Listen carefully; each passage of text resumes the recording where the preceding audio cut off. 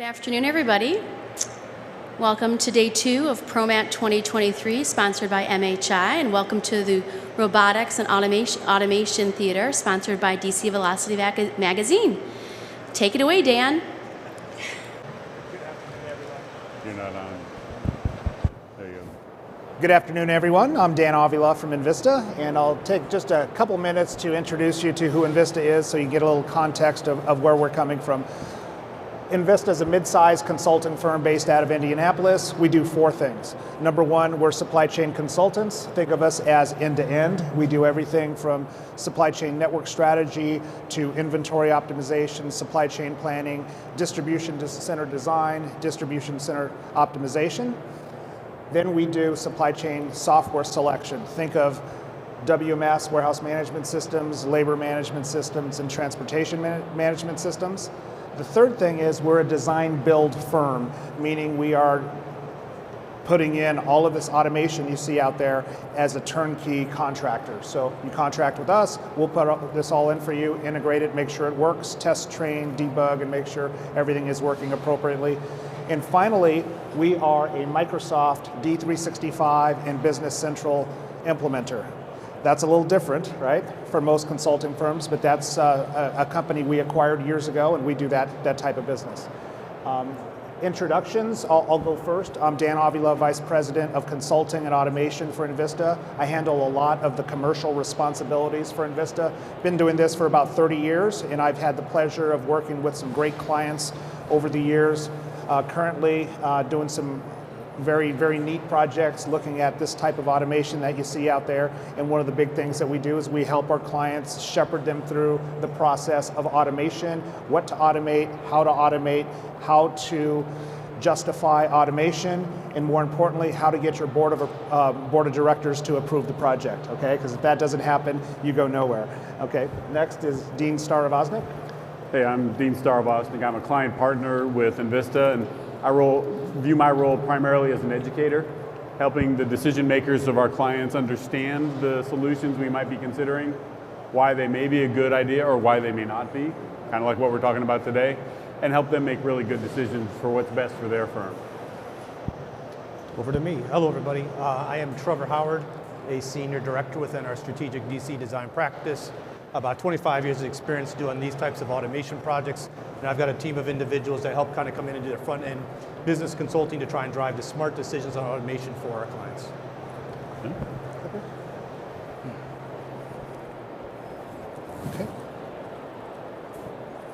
Okay, let's talk a little bit about what we're going to cover today specifically. So I'm going to turn it over to Dean here in a moment, and he's going to talk about what is driving the demand for automation. So we've been talking about it for years, but it's labor, it's throughput, it's capacity, it's space. So Dean will talk about all those subjects.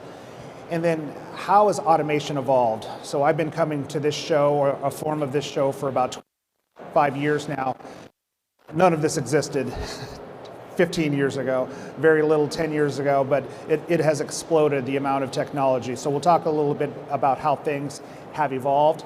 And then we'll turn it over to Trevor, who will talk about how automation is justified. So we'll go through a real case study of how we justify automation, and we'll talk about the process that we shepherd our clients through to go from what I call the Flintstones to the Jetsons, okay? And that's really what we're talking about here. And then finally, Trevor will wrap up with when should automation be implemented and how. So that's our discussion for today. And with that, I'll turn it over to Dean.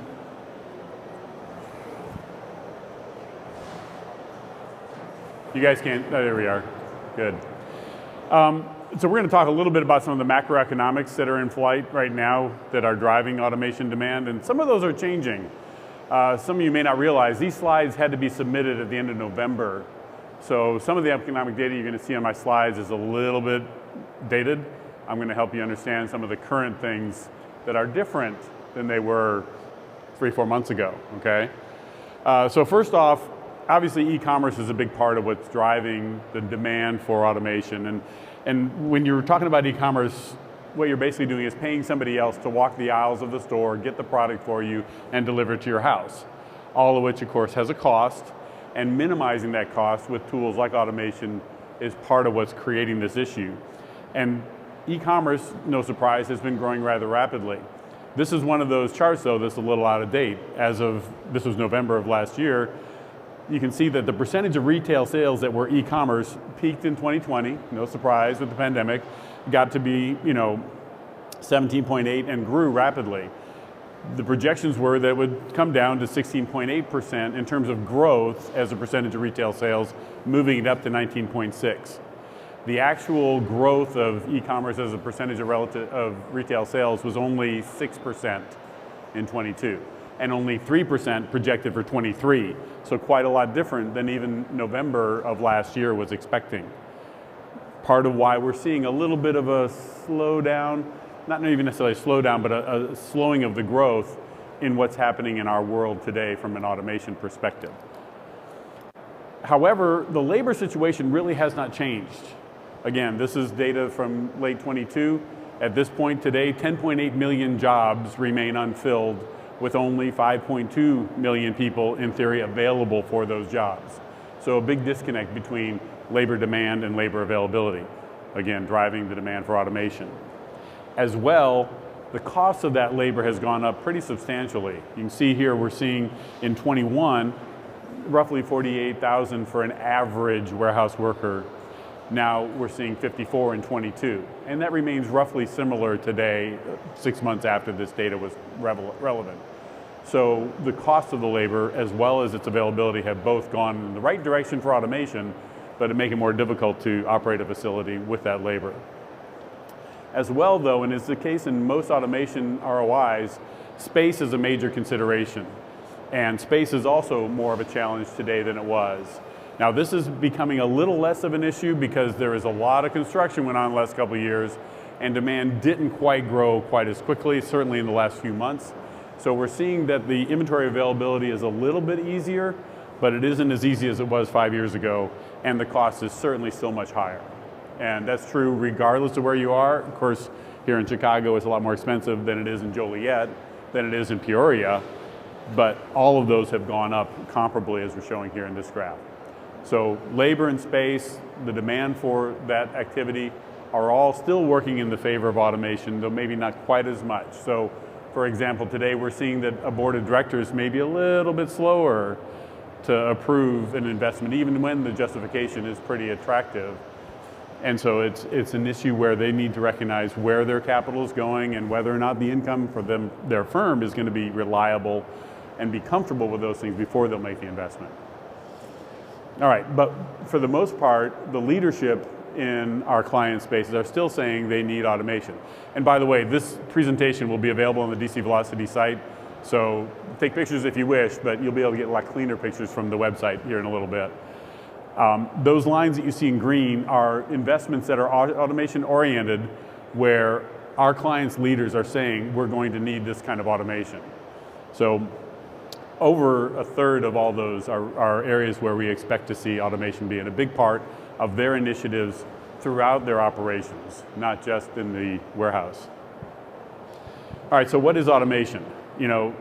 Walk around the floor for 5 minutes and you can answer that question pretty readily, and so I'm not going to try to do a lot of that, but I did want to just touch on a few things that have been going on to understand what's really happening. First off, to Dan's point, when I came here in 1995 for the first time, I'm older than Dan, by the way, because I spent 10 years on big gray boats before coming into this industry. We could see carousels. We had AGVs, right?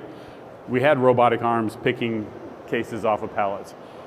And in fact, that ASRS on the far right is almost as old as I am.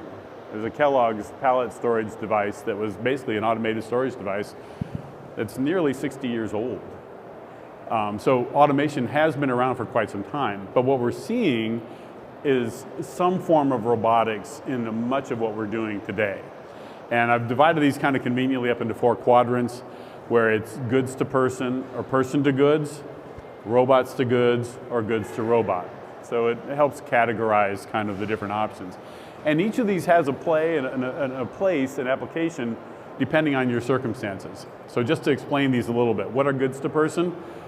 On the left, we see Kiva, the orange bot, back in 2007 became Amazon Robotics. But here we're bringing a shelving unit to the person. The operator walks only the distance between the shelving unit and their put location, the tote on the left. And on the right is a goods to person station, which could be associated with any of the goods to person devices here, whether it's a cube, an aisle, a shelving unit that provides a tote to the operator as well as presents a destination tote into which they can pick. So the operator stands in one place, so the goods come to them, right? Pretty simple. Person to goods involving robotics involve a couple different options. In the follow me, the cart is automated and it takes the operator to the pick locations. It provides information about what to pick, what order to put the item in, and then takes those orders to packing and the operator picks up another cart. You see this in manufacturers like Six Rivers and so forth that'll do this kind of work. The follow you is where the operator is actually driving the tote to come along with them, and when they're done, it can go off to packing. This is a little more older model because it relies on the operator a little more to control the pick path. And then finally, the find me, this would fall into, say, the locust type of a robot where it goes and waits for you to find it and that it needs somebody to pick the item off the shelf and put it in the tote so it can go off to the next pick, okay? And at any point, if you have a question about some of this, if I went over it way too fast, that's fine. Just holler out or something. We can get the mic in front of you and answer the question. So, now, robots to goods is a little bit more bleeding edge. That's moving a robot to the product and having the robot do the picking, right? So something like a Boston Dynamics here on the right side of the slide, where that robot's actually going to go and pick the case up from a pallet. These are still early days and mostly at a beta level for anything that's in real operations. There's a lot of challenges here. People walk and pick much more readily, and there's a lot of complicated situations in a real warehouse that these sort of devices run into. But it is up and coming. It does have some promise. And then finally, goods to robots, where there's no human really involved in any of the activity here, whether we're bringing product, in the case on the item on the left, inside those little circular devices, there's a robotic arm picking an item up off of a bulk pile that gets dumped in with a conveyor, identifying it, and then putting it in the right order. Those orders are arrayed around the outside. It's a robotic put wall. And on the left, on the right, we have a goods to robot bin pick operation. And you can see examples of this, say at the Bastion booth and so forth, where they've got a robot picking items out of a bin that's presented by like an auto store, as we show here. So those kind of categories, as you see, all of those basically address the picking function. Why so much effort in that area? This is usually where the largest number of people are involved in the warehouse in any one function. And so if we focus on this first, we have the biggest bang for our buck, right? And so the PE money is going to these firms. The investment by the clients in these automation options is the greatest because the return on investment is easiest usually. There are a number of others, but these tend to be the ones where we see the most focus. You'll see a few more in Trevor's case study as well. All right, so Trevor, we've given you, I think, a pretty good slot of time to talk about your case study. There you go. Yes. Hopefully everybody can hear me all right. Yeah, thanks. Dean set the stage with a little bit about the macroeconomic conditions driving towards automation, as well as a little bit about the trends of where automation is heading. We thought it'd be nice now to provide a case study of a real-world example of a client we worked with just a couple of years ago, some of the challenges they were facing, and how we evaluated that automation and ultimately landed at a strategic design that really was going to help catapult their operations moving forward. Wrong way. A little bit of background on this client. This was back in the 90s when this particular initial facility was designed. And back in that time, this was primarily a footwear wholesaler, sending product out to a very limited number of independent stores for the most part. Back at that time, those wholesale orders had a certain profile that drove the design of this particular facility. Those wholesale orders had a large number of lines, a large quantity, lower numbers of orders flowing through that facility. And when you looked at those design requirements, it drove a lot of the concepts you see on this particular layout. Core to this particular facility design was, in the top center, was a large tilt tray sorter with a defined number of chutes and with dual induction on both sides to make sure that product was feeding those chutes on a regular basis. A very good design to be able to batch pick upstream, drive efficiency in that picking operation, but yet then sort that down to store level orders and on out for packing. So pretty traditional design from what you saw back in the day for that type of wholesale activity. Feeding that particular tilt tray sorter was case picking from very narrow aisle deck rack adjacent to it, as well as some pallet rack picking out of the narrow aisle rack, so that that product could be brought forward. Just to the left of the tilt tray sorter were a couple pick modules as well, and those were to handle some of the smaller size orders, but also to feed certain residual cases over to that sorter. So when you have leftover quantities of cases going to that sorter, those leftover units have to be put back in place. A lot of times they're put into that pick module and then drawn back out to feed that sorter again. Once those orders were complete, they would then be taken onto the automated seal, print and apply, and out to the line. And again, back in the day, that was a fairly standard design meeting those wholesale needs. But what happened from that time until a couple years ago was some pretty significant changes in their business and industry overall. In their business, it started out as primarily a footwear wholesaler. They added a lot of SKUs in apparel. There were a significant increase in overall style, color, size SKUs, and that dramatically exploded the number of SKUs they had to manage. So that variety was out there. But also, like everybody here probably knows, that e-commerce volume really started to kick in, and so they started shifting a lot less and less wholesale, and the e-commerce volume really started to take off in that facility.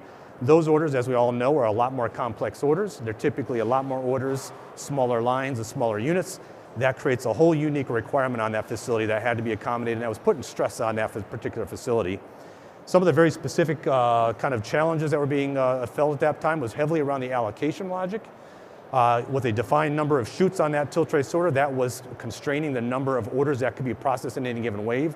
So you're trying to churn through a lot of waves throughout that day to try and keep that volume coming out. Again, it was good for a lower number of orders back in the day in wholesale, but it was really having a hard time keeping up with the e-commerce volumes. And also the throughput on there with the induction, when the throughput requirements of that particular time was really having a hard time feeding that particular sorter to meet the e-com requirements. In addition, all that pain was actually shifting upstream as well. There were residuals being brought out. They were being put back into the storage areas, and the picking capacity started experiencing some really significant challenges, not only because of the volumes, but because of the multiple picks required of residuals and of vendor cases to try and achieve those targeted volumes. So this whole shift to e-commerce is putting a lot of strain on the sortation and the picking operations. We've touched on residuals a little bit, but the picking side of things as well was that within those modules, there were a lot of dedicated locations. With the SKU proliferation that they saw, there's a lot of energy being put into slotting of those SKUs into dedicated locations. So a lot of maintenance there, and when there weren't SKUs available, there would be shorts on those orders. Dynamic pick faces were introduced at times to try and account for that, to try and change over some of those locations to handle that big variety, but that was creating some challenges on the operation. And full cases were not always full cases, again, because of the residuals out there. So in summary, system was designed for a wildly different profile back in the 90s. That profile had changed. Outdated equipment was also creating challenges with parts and obsolescence. And even when you got into the controls, the communications and some of the controls in that facility, they were just outdated and becoming highly unreliable.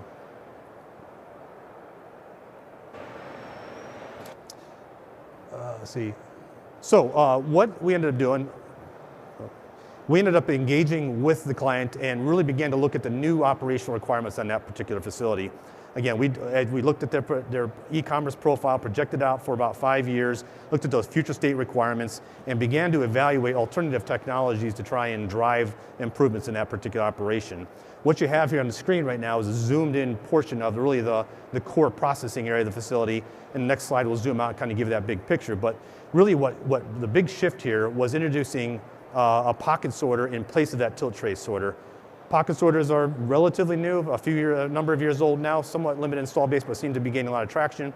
But you can see that pocket sorter, which is essentially pockets hanging from a overhead trolley system and sorting that out to e-commerce, had a very high throughput rate of 7,500 units per hour to be able to meet that high e-com volume. It had about 100,000 unit buffer there as well to try and accommodate that wide variety of SKU counts and the units needed to meet that throughput. So pocket sorter in place of that tilt tray was a major driver of the change here and was what was really driving a lot of efficiency in operation.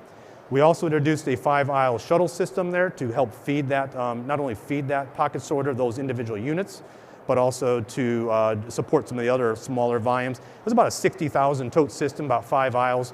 About 10,000 of those totes were single SKU full totes, and then those totes can also be subdivided in order to drive space efficiency within operation. But that gave us a wide count of SKUs to be able to accommodate in that system.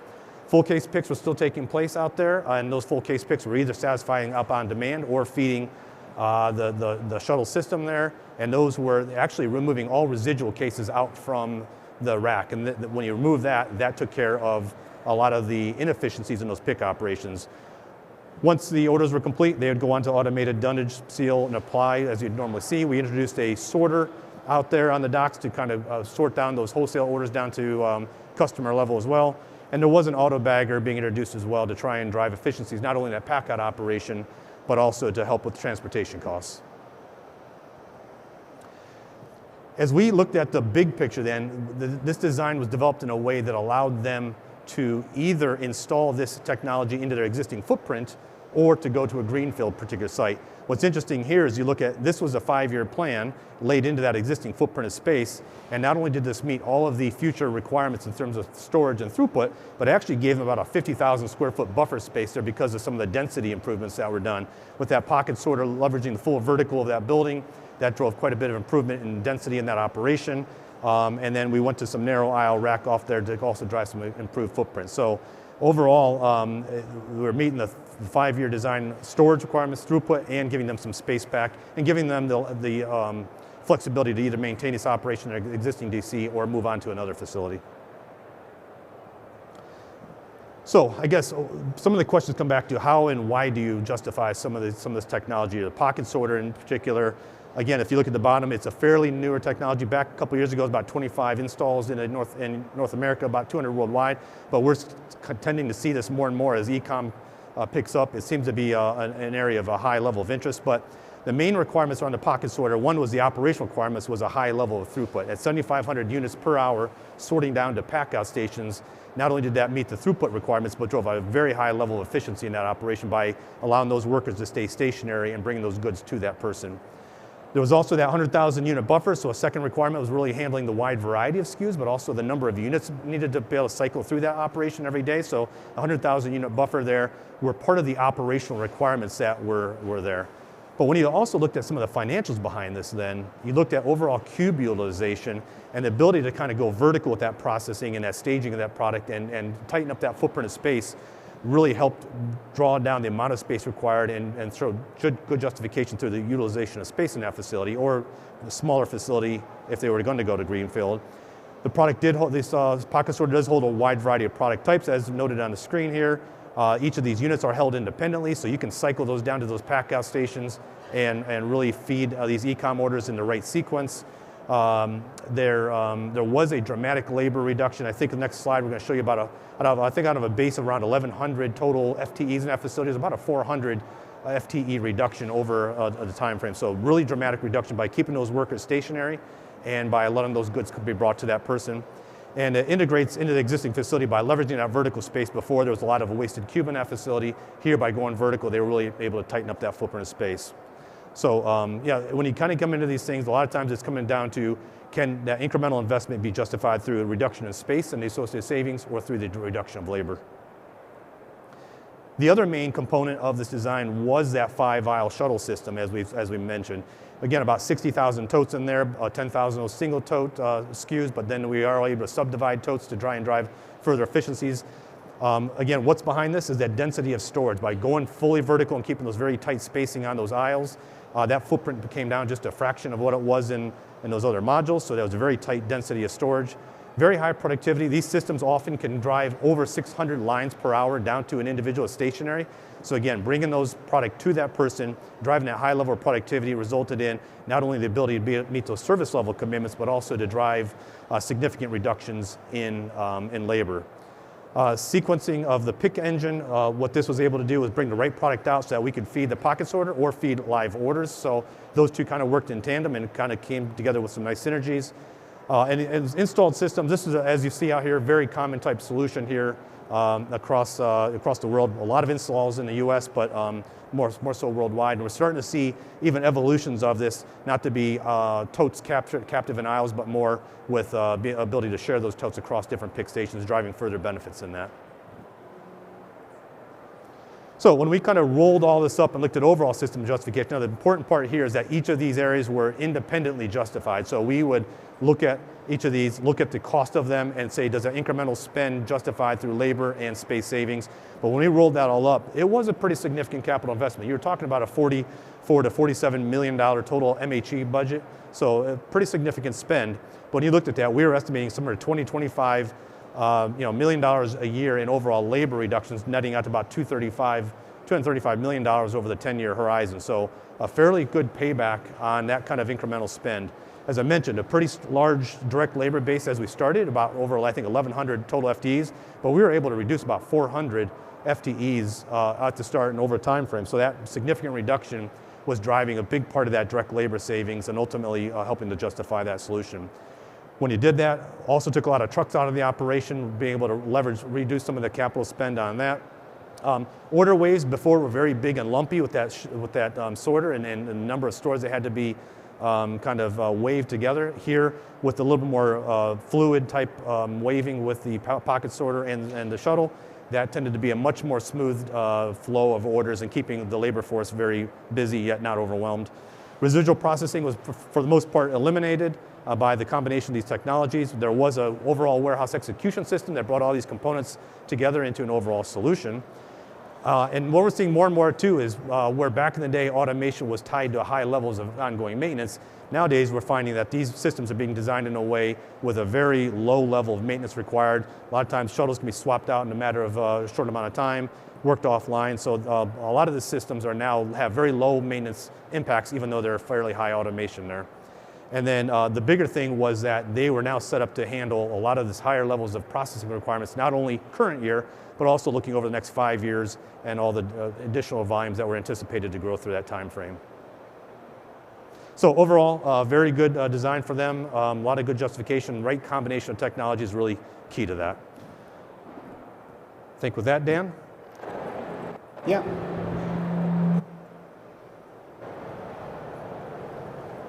So as we're working with our clients, we're going through these discussions with their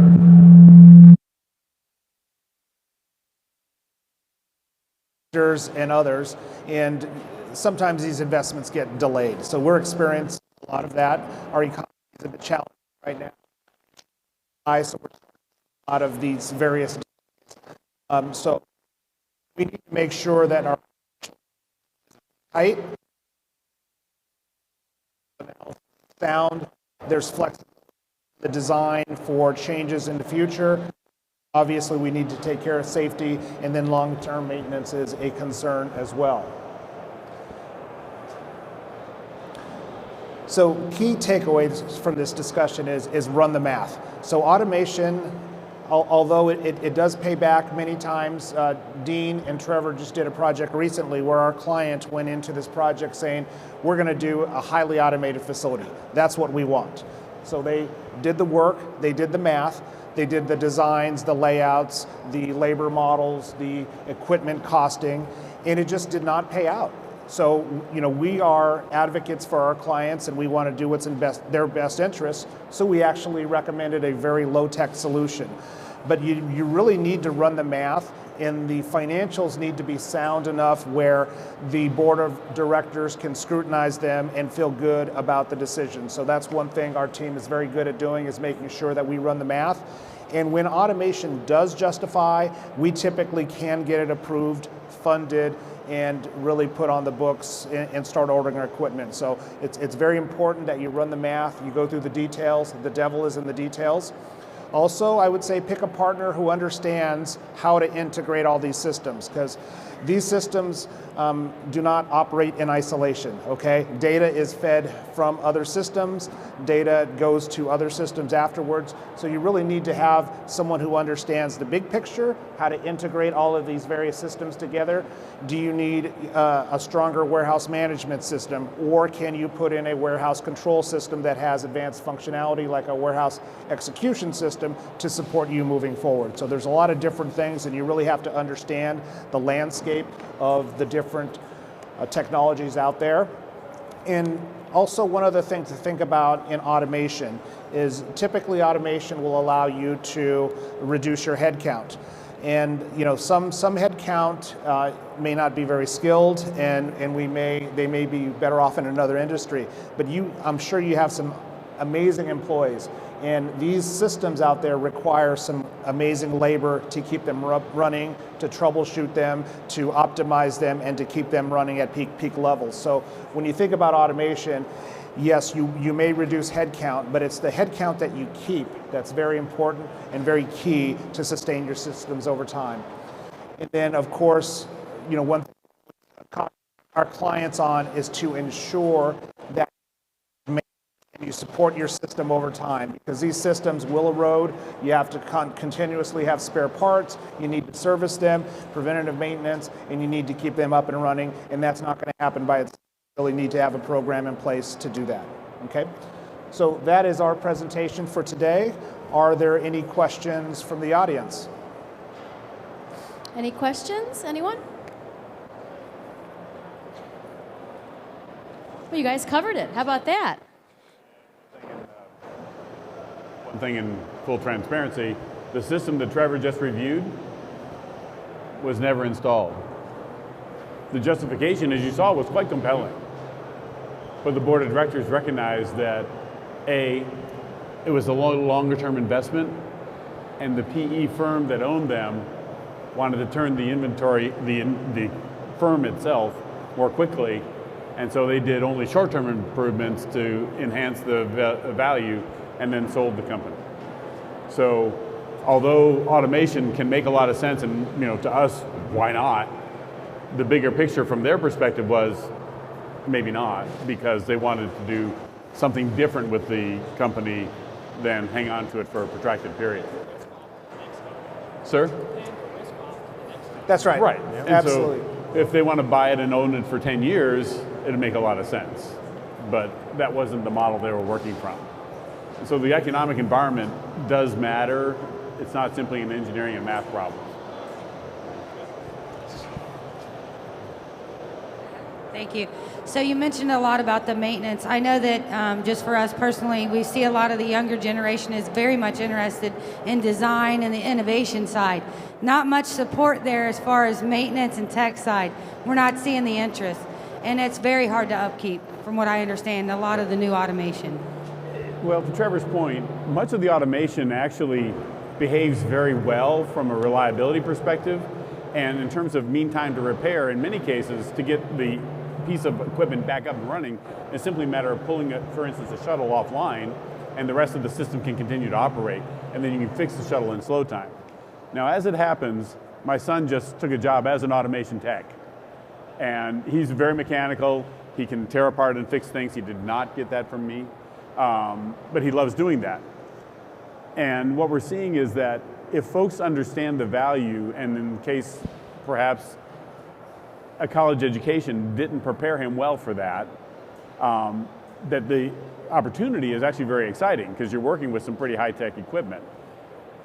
We have one client who put in an auto store. You've probably seen that in front of the building here. And one of their pickers, as the system was being installed, was fascinated by what he saw. He was a high school guy, just basic picker, but was so entranced by what he saw that he sort of picked the brains of the installers as they were doing it. And he's now the maintenance tech for that customer, who's since expanded their auto store twice. So although it's complex, for the most part, the maintenance is relatively accessible. And that's one of the enhancements, because for the most part, the companies who are building these systems recognize that what they're building is going to be mission critical to your operation. If it doesn't work, you don't ship, you don't invoice. No money, no job, right? So they've learned that over time, and for the most part, build systems that have a very, very high mean time between failure and a very, very low mean time to repair because of that. So while it's important and it needs to be attended to, it shouldn't be considered a barrier. It just needs to be paid attention to. Does that help? Yeah. Any other questions? If you're looking for automation techs, by the way, your local fork truck dealer, their techs can probably repair your automation equipment if they can repair your fork trucks. They're no more complicated. And then one more announcement, if you want to talk any more, about these technologies, we are in the other building, 3879. We're in the far side of the other building. But thank you everyone for your time today, and I hope you learned something. Thank you. Give a round of applause for Dan, Trevor, and Dean from enVista. They're South Hall, booth 3879. Thanks, guys.